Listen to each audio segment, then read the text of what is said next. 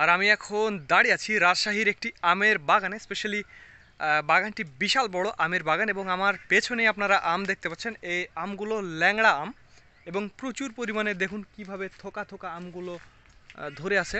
এই গাছটাতে প্রচুর পরিমাণে আম ধরে আছে। এই যে দেখুন, একটু দূর থেকে আমি দেখালে, শুধু এই গাছটাতে না, এই যে দেখুন এই গাছটাতেও প্রচুর ধরে আছে। আমার পেছনে এই গাছটা দেখুন, এই যে দেখুন কিভাবে আম ধরে আছে, একেবারে সাংঘাতিকভাবে আম ধরে আছে, একেবারে থোকা থোকা আমগুলো।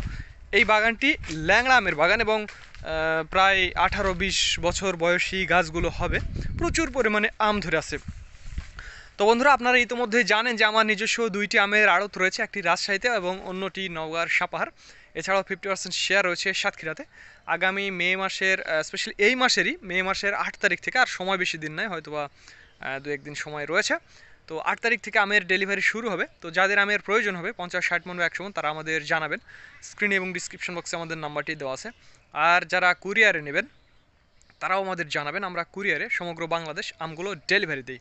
আরেকটি কথা বন্ধুরা, যারা অল্প পরিমাণ নিয়ে চালানির ব্যবসা করেন, স্পেশালি 30-40 ক্যারেট, যারা একা একা ব্যবসা করেন, আসতে পারেন না, তাদের জন্য সুখবর এই যে আমাদের ট্রান্সপোর্ট প্রত্যেক দিন যাওয়া আসা করবে ঢাকা এবং চট্টগ্রামের ফিরিঙ্গি বাজার পর্যন্ত।